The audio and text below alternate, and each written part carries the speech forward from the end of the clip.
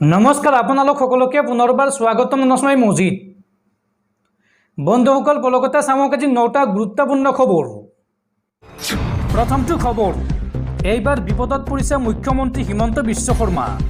মুখ্যমন্ত্ৰী হিমন্ত বিশ্ব শৰ্মাৰ বিৰুদ্ধে দিছপুৰ থানাত এজাহাৰ দাখিল বিৰোধী ঐক্য মঞ্চৰ।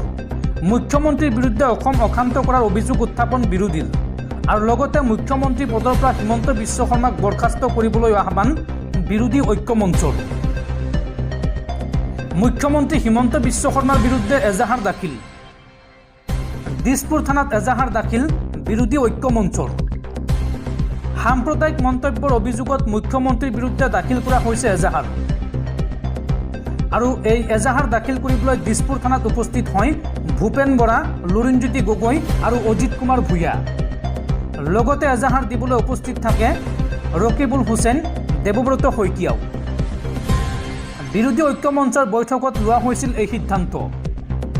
মুখ্যমন্ত্ৰীৰ বিৰুদ্ধে অসম অশান্ত কৰাৰ অভিযোগ আনিছিল বিৰোধী ঐক্য মঞ্চই আৰু লগতে মুখ্যমন্ত্ৰী পদৰ পৰা হিমন্ত বিশ্ব শৰ্মাক বৰখাস্তৰ বাবে ৰাজ্যপালৰ জৰিয়তে ৰাষ্ট্ৰপতিক আহ্বান জনাব বিৰোধী ঐক্য মঞ্চই। পৰৱৰ্তী খবৰ, শীঘ্ৰেই পতন হ'ব হিমন্ত বিশ্ব শৰ্মা চৰকাৰৰ। বিজেপিৰ কাৰ্যকৰ্তাই বিচাৰিব হিমন্ত বিশ্ব শৰ্মাৰ পদত্যাগ। এই বিস্ফোৰক দাবী কংগ্ৰেছী সাংসদ ৰকিবুল হুছেইনৰ আৰু ৰকিবুল হুছেইনৰ এই দাবীক লৈ ৰাজ্যৰ ৰাজনীতিত জোকাৰণি। যিকোনো মুহূৰ্ততে ভাঙিব হিমন্ত বিশ্ব শৰ্মাৰ চৰকাৰ। হিমন্ত বিশ্ব শৰ্মাৰ চৰকাৰখন অস্থিৰ হৈ পৰিছে বৰ্তমান। ক্ষমতাত থাকিলে গম পোৱা যায় চৰকাৰ কিমান দিন চলিব। মুখ্যমন্ত্ৰীয়ে গম পাইছে যে তেওঁৰ চৰকাৰ বেছিদিন নিটিকে। বিজেপিৰ লোকে মুখ্যমন্ত্ৰী হিমন্ত বিশ্ব শৰ্মাৰ পদত্যাগ বিচাৰিব পাৰে। বিজেপিৰ ভিতৰতে অপ্ৰিয় হৈছে মুখ্যমন্ত্ৰী। অপ্ৰিয় হোৱাৰ বাবেই অসংলগ্ন কথা কৈছে মুখ্যমন্ত্ৰীয়ে।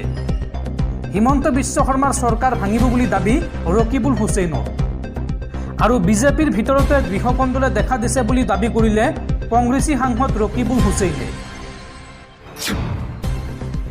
পৰৱৰ্তী খবৰ, উজনি অসমলৈ মাছৰ সৰবৰাহ বন্ধ কৰা সন্দৰ্ভত এইবাৰ মুখ খুলিছে ৰাজ্যৰ মীন মন্ত্ৰী কেশৱ মহন্তই। কেশৱ মহন্তৰ মন্তব্য, উজনি অসমলৈ কোনো পৰ্যায় বন্ধ নহয় মাছৰ সৰবৰাহ। উজনি অসমলৈ আমি মাছ পঠিয়াম। মাছ পঠিওৱা বন্ধ কৰিলে লোৱা হ'ব কঠোৰ ব্যৱস্থা।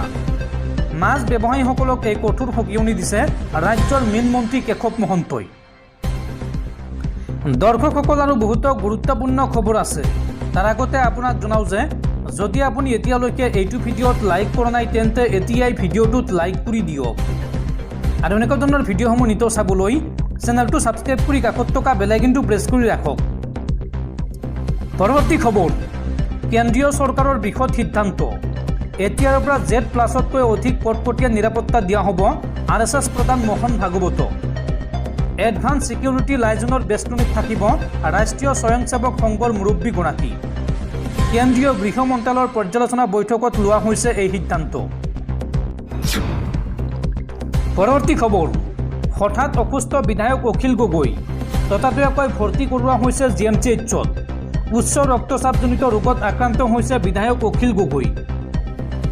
হঠাৎ অসুস্থ হৈ পৰিছে বিধায়ক অখিল গগৈ আৰু তাৰ পিছতে ততাতৈয়াকৈ ভৰ্তি কৰোৱা হৈছে হাস্পাতালত।